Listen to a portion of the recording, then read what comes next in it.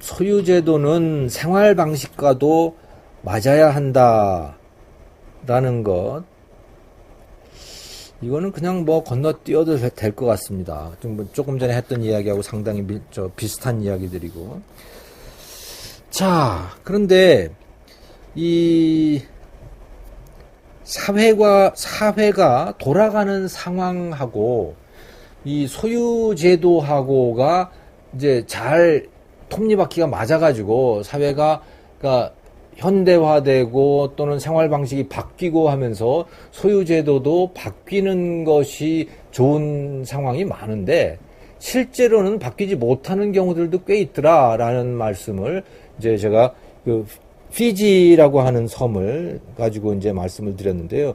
뭐 이 책 쓸 때에는 이 피지를 가지고 굉장히 이제 대한항공이 피지 가지고 선전을 많이 했었어요. 그래가지고 이제 최고의 신혼여행지다 뭐 그래가지고 이제 선전도 하고 그랬었는데 피지 아주 아름다운 섬입니다. 정말 저도 한번 가본 적이 있습니다만은 근데 이제 한국 사람들은 이제 꽤 부자가 돼가지고 피지에 놀러 가잖아요. 뭐 아무튼 피지라고 하는 데가 뭐 전 세계적으로 하여간 최고의 관광지 중에 하나로 꼽힙니다만은 몰디브니 뭐 이런 데하고 더불어 가지고 그래가지고 이제 아주 사치스러운 생활을 하는 그런 섬이고 뭐 다 그런 데들이죠. 리조트들이고.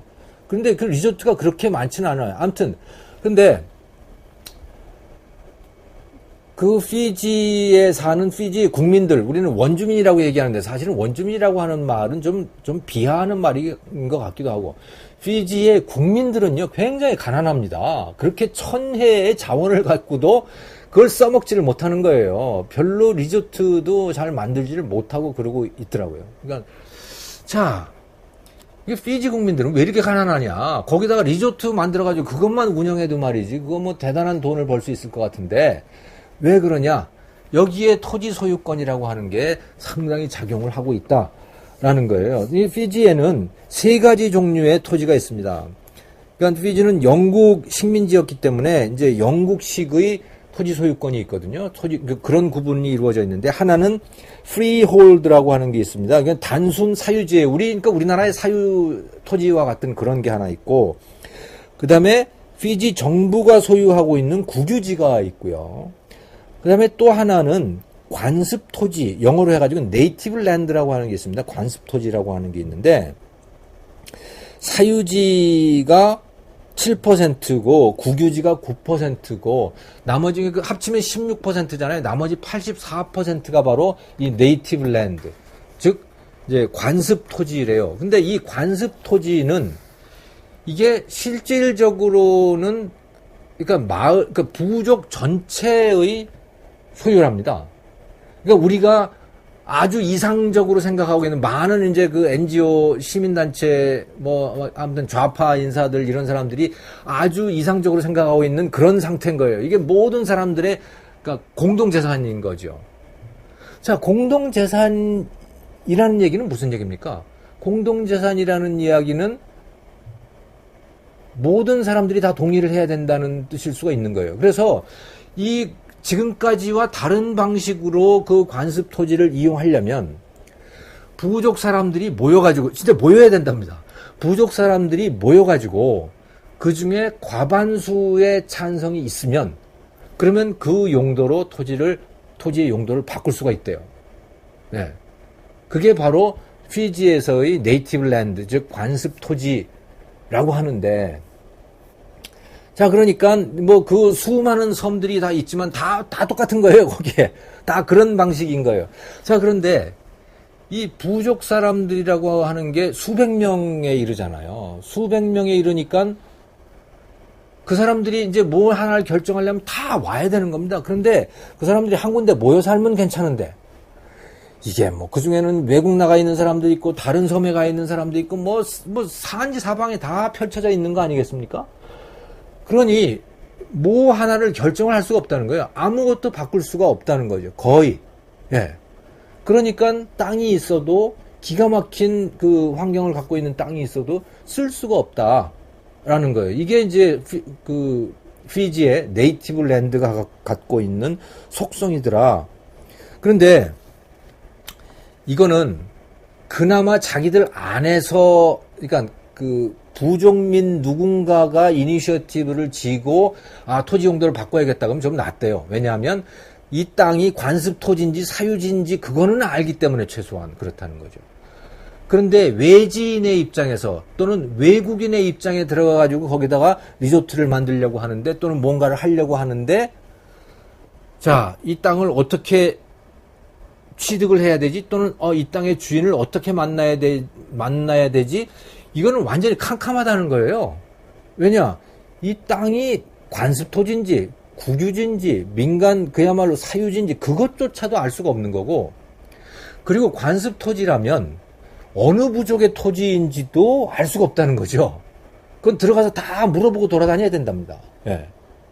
이런 상태이기 때문에 피지는 기가 막힌 환경을 가지고도 그 땅들을 쓸 수가 없는 상황이 된다라는 거죠. 예. 그걸 이제 리조트를 만들려면 말이죠. 그 집도 잘 만들어야 되고 거기 뭐 환경 오염 정화 시설 같은 것도 상당한 투자를 해야 되고 다 그런 거 아니겠어요?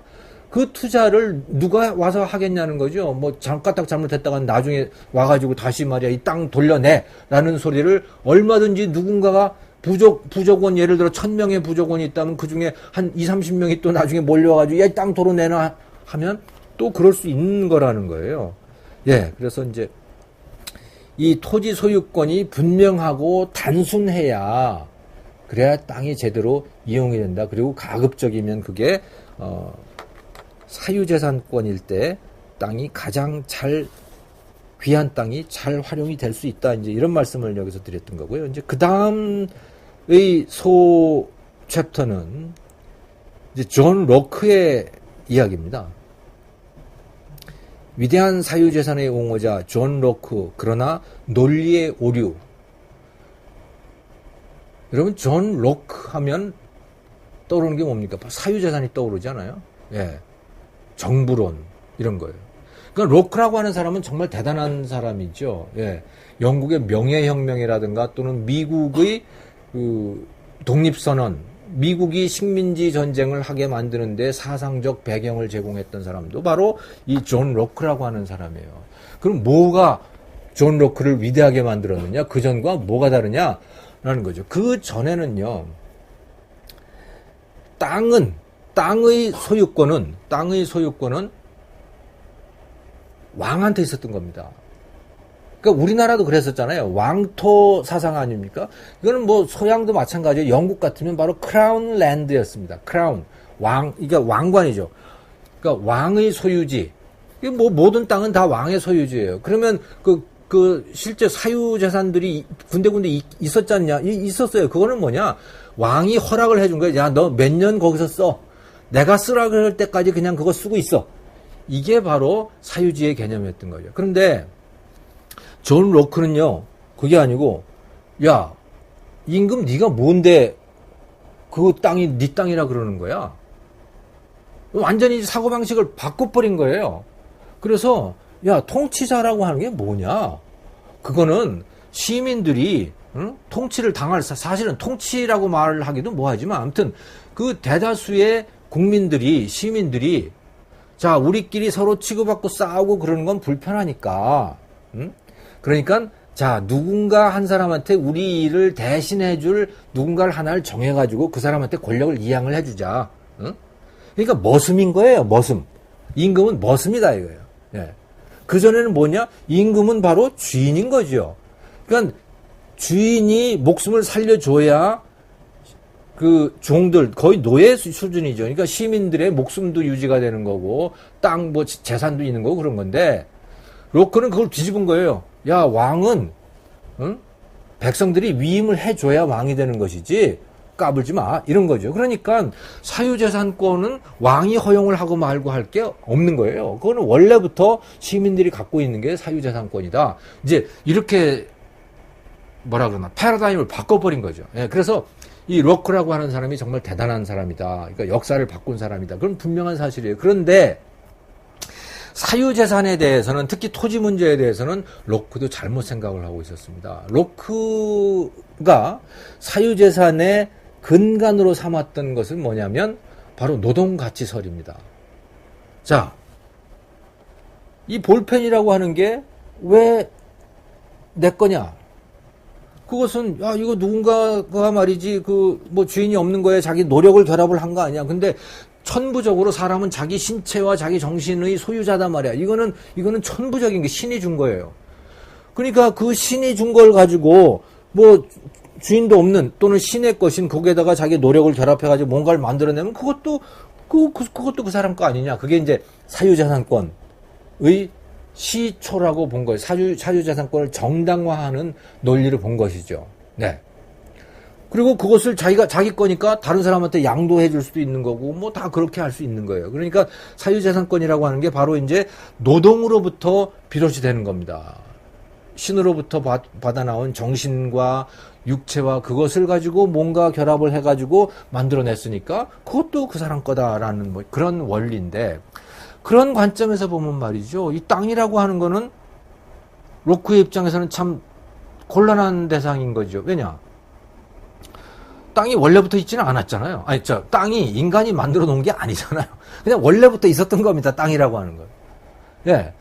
그러니까 로크는 그래, 이걸 어떻게 하지? 그래도 토지 사유재산권을 인정은 하기는 해야겠는데, 그래서 로크의 입장에서 그 노동가치서를 믿고 있는 로크의 입장에서는 땅에다가 개간을 해가지고 자기 노력을 결합해서 그것을 자기 농토를 만들었거나 그것을 뭐 어떻게 담을 쳐가지고선 자기 택지를 만들었거나 그렇게 하면 그거는 그 사람 거야. 사유재산이야. 맞아.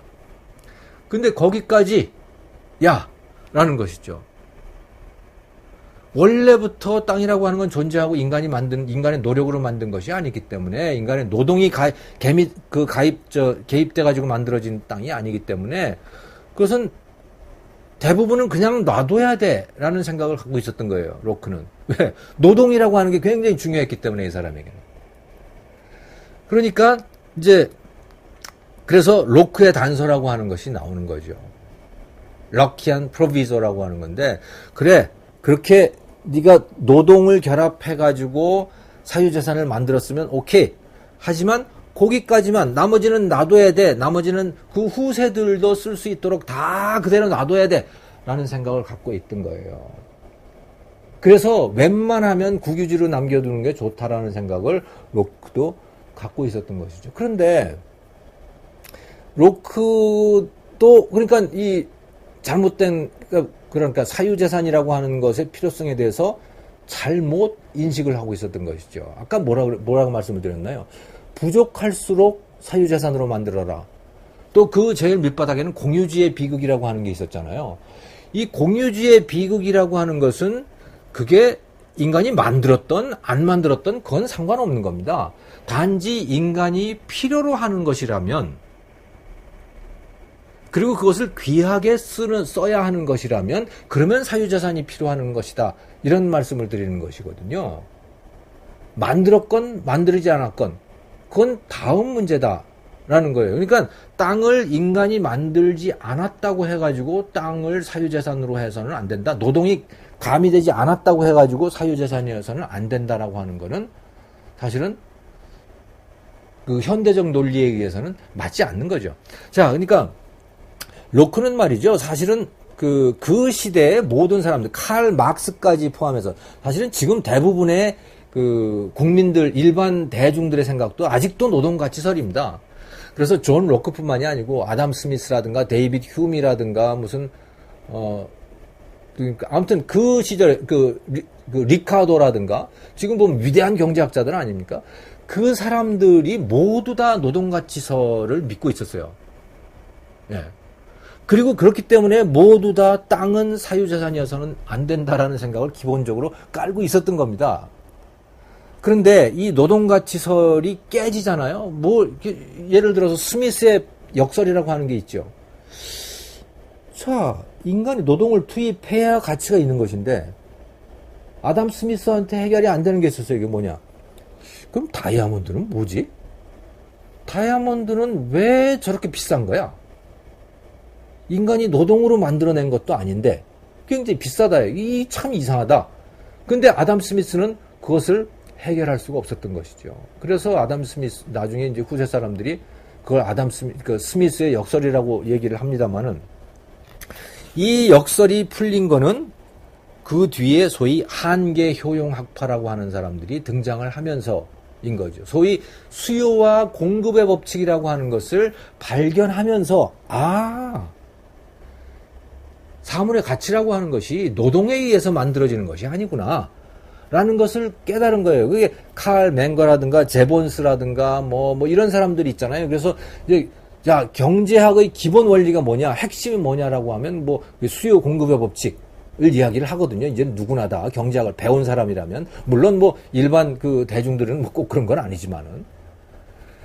그러니까 이 수요 공급의 법칙 또는 한계 효용의 법칙이라고 하는 것을 발견을 하면서 노동가치설이 이제 최소한 학계에서는 깨지기 시작한 겁니다. 그렇구나. 자, 그러면 땅에 대해서도 다시 한번 생각을 해보시죠. 땅이라고 하는 것이 인간이 만들지 않았다. 또 다이아몬드를 인간이 만들지 않았다. 오케이. 그러면 그게 무주물이어야 하느냐? 그건 전혀 다른 얘기다라는 거죠. 네. 그래도 주인이 있는 것이 좋다. 왜? 그래야 그것이 귀하게 쓰일 수 있으니까. 주인이 없으면 공유지의 비극이 나타나기 때문에 그렇다는 거예요. 그래서 주인은 있어야겠다. 부족한 것일수록. 근데 또 한 가지가 있죠. 또 한 가지가 있습니다. 즉, 주인이 있어야 귀하게 쓰인다라고 하는 걸 지금 말씀을 드린 건데, 그래야 이제 공유지의 비극을 막을 수 있다라고 하는 걸 지금 말씀을 드린 건데, 그게 첫 번째고요. 사유재산이 필요한 첫 번째 이유. 두 번째 이유는 사유재산으로 만들어 놔야 생산도 제대로 되더라 라는 얘기입니다. 그래야 인간이 노동도 투입을 하더라 라는 이야기죠. 물론 노동 투입해서 만들 수 없는 것들도 있지만 노동 투입해서 만들 수 있는 것들도 많아지더라 라는 겁니다. 예를 들어서 광어, 도다리 이런 것들 말이에요. 또는 요즘에는 참돔 이런 것들도 그렇지만, 이거 요즘에 양식하잖아요. 이게 사유재산이기 때문에 양식을 하는 거예요. 그게 굉장히 귀했었는데 귀하다 보니까 값이 비싼 거 아닙니까? 저거 어떻게든지 저거 양식할 수 있으면 제법 괜찮을 돈을 받을 수 있겠는데, 돈벌이가 되겠는데? 그래가지고 말이죠. 사람들이 양식을 하기 시작한 거예요. 그래가지고서 이제 광어 한 마리 9,900원 이런 거 많잖아요. 요즘에는 도미까지, 그 비싼 도미까지 또는 보고까지 양식을 하게 됐더군요. 예. 예전 같으면 그거 양식하는 거는 그런 기술이 없었던 거 아닙니까? 예. 그런데 이제 아무튼 연구 개발을 많이 해가지고 투자를 많이 해가지고 그걸 양식하는 기술도 개발을 해낸 거죠. 그러니까 사유재산으로 삼아놨더니 사람들이 그걸 생산을 해내더라라고 하는 거예요. 그러면서 어떻게 됩니까? 그 비싼 광어 이런 것들이 값이 떨어지는 거 아니에요? 지금 굉장히 값이 떨어졌어요. 보고도 말이죠. 활복이라고 하는 건 옛날에 얼마나 비쌌습니까? 그거 말이죠. 지금 그냥 어디 가서 아직도 좀 비싸긴 하지만 예전처럼 그렇게 비싼 값은 아니다. 왜? 이걸 자꾸 공급을 하기 때문에 그런 거죠. 예. 그래서 값이 떨어지더라라는 거예요. 그러니까 사유재산으로 삼아놓으면 그게 있는 것이 귀하게 쓰일 뿐더러 또 동시에 만들어지기도 하더라라는 그런 말입니다. 그게 이제 사유재산이 왜 필요한가라고 하는 그런 이유가 되겠다라는 것이죠. 자, 그런데 사유재산을 스스로 지켜야 한다면,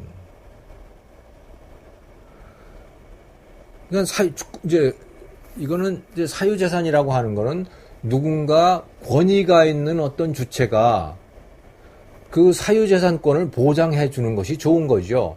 지금 우리나라 같으면 정부죠. 그죠? 정부가 재산권을 지켜줘야, 그래야 사유재산권이 제대로 보장이 된다라는 거예요. 그러면 사유재산권을 지켜주지 않는 상태는 뭐냐? 그것은 시민이 자기가 총칼을 들고 자기 땅을 지켜야 되는 그런 상황인 거죠. 그렇다면 어떻게 되겠습니까? 이 총칼을 들는데, 자기 땅을 지키는데 사람들은 굉장한 에너지를 소모하게 될 것이에요. 그래서 사람들이 생산 활동에 투입하는 시간과 에너지가 줄어들게 되겠죠. 그만큼 사람들은 궁핍해진다 라는 거예요. 그러니까 정부가 재산권을 보호해 주는 거는 그 돈이 많이 안 들잖아요. 그 한 사람 한 사람 그러니까 국민들이 세금을 나눠서 내면. 그러니까 정부가 사유재산권을 보장을 해줘야 그래야 그 국민들이 재산권을 스스로 보장하는데 투입할 그런 시간과 에너지를 다른 생산 활동에 투입을 해서 그만큼 풍요로워지더라. 이제 그런 이야기가 있습니다. 그래서 실제로 뒷부분에 가서 이 책에 이제 어디쯤이냐.